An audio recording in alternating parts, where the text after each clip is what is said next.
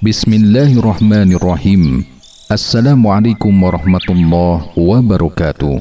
Alhamdulillahi rabbil alamin. Wassalatu wassalamu ala nabiyyina Muhammadin wa ala alihi wa sahbihi ajmain. Amma ba'du. Kaum muslimin yang dirahmati Allah, minuman keras atau khamr bukanlah fenomena baru dalam sejarah manusia.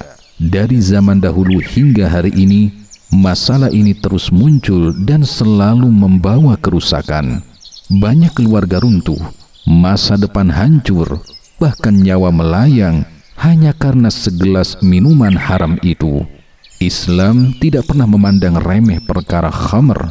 Agama ini memberikan perhatian besar sampai mengharamkannya secara tegas, bahkan menetapkan hukuman bagi yang mengonsumsinya. Lalu, apa itu khamr? Secara bahasa, khamr berarti sesuatu yang menutupi atau menghalangi. Dalam istilah syariat, khamr adalah segala sesuatu yang dapat menutupi akal dan menghilangkan kemampuan berpikir sehat, baik berupa cairan, padatan, narkotika, obat-obatan terlarang, atau apapun yang memabukkan. Maka, minuman keras, narkoba, dan zat memabukkan lainnya termasuk dalam kategori khamr. Zaman sekarang, khamr hanya diganti nama. Wine, bir, vodka, koktail, miras, bahkan minuman berkelas. Namun dalam Islam, meskipun namanya berubah dan kemasannya mewah, jika memabukkan maka dia tetap haram. Dan Rasulullah SAW menyebut khamr sebagai induk segala dosa. Mengapa demikian? Karena ketika akal telah hilang, manusia tidak lagi bisa membedakan baik dan buruk. Dari khamr, seseorang bisa terjatuh ke dalam zina, pencurian, pertengkaran, bahkan pembunuhan. Semua itu berawal dari satu gelas yang merusak akalnya. Islam sangat tegas terhadap dampak buruk khamr. Di antaranya, Allah Subhanahu wa Ta'ala melaknat peminum khamr, termasuk yang memproduksi, menjual, mengantar, hingga yang menikmati hasil keuntungannya.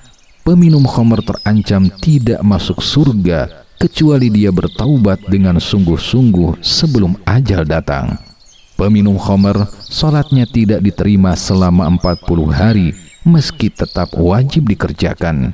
Dia tidak menerima pahala dari salat tersebut sampai dia benar-benar bertaubat. Dan khamr menjauhkan seseorang dari mengingat Allah serta memicu permusuhan dan perpecahan di tengah masyarakat. Allah Subhanahu wa Ta'ala berfirman dalam Quran surat Al-Maidah ayat 90.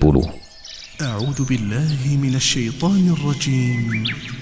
Ya ayyuhalladzina amanu innamal khamru wal maisir wal ansabu wal azlamu rijsum min 'amalis syaitan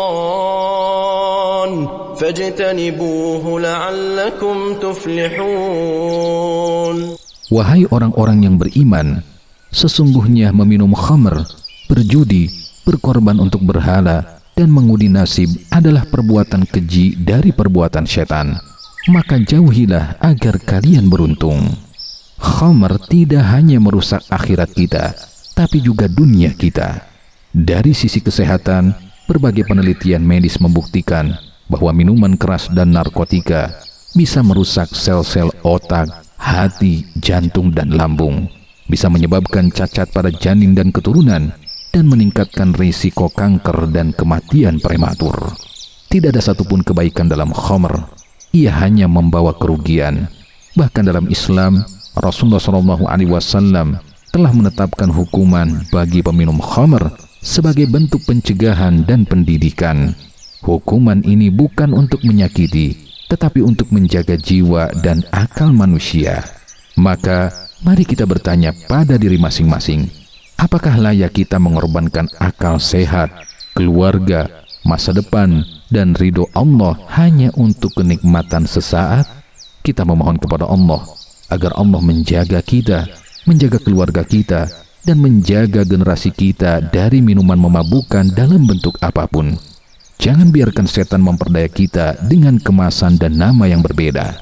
Ingat, khamr bukan soal sekedar minuman. Ini soal hancurnya akal, akhlak, kehidupan, dan masa depan. Ya Allah, berilah kami hidayah dan keteguhan. Lindungilah kami dari keburukan khamr, narkotika, dan seluruh perbuatan keji, baik yang tampak maupun yang tersembunyi. Amin ya rabbal alamin. Wallahu a'lam. Wassalamualaikum warahmatullahi wabarakatuh.